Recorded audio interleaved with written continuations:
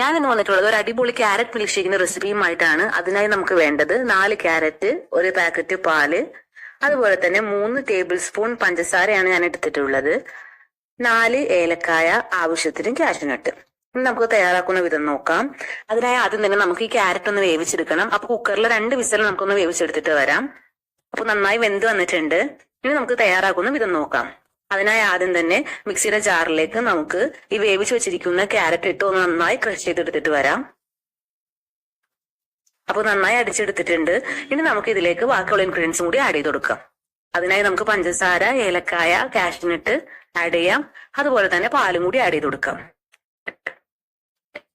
ഇത് നമുക്ക് നന്നായി ഒന്ന് അടിച്ചെടുത്തിട്ട് വരാം. അപ്പൊ നമ്മുടെ ക്യാരറ്റ് മിൽക്ക് ഷേക്ക് റെഡി ആയിട്ടുണ്ട്. നമുക്കൊന്ന് സർവ് ചെയ്തെടുക്കാം. ഇത് വളരെ ടേസ്റ്റിയും അതുപോലെ തന്നെ ഹെൽത്തി ആയിട്ടുള്ള ഒരു ഡ്രിങ്ക് ആണ്. എല്ലാവരും ട്രൈ ചെയ്ത് നോക്കണം. ഇഷ്ടപ്പെട്ടെങ്കിൽ ലൈക്ക് ചെയ്യണം, ഷെയർ ചെയ്യണം. അതുപോലെ തന്നെ ഞങ്ങളുടെ ചാനൽ ഒന്ന് കയറി സബ്സ്ക്രൈബ് ചെയ്യണം. താങ്ക്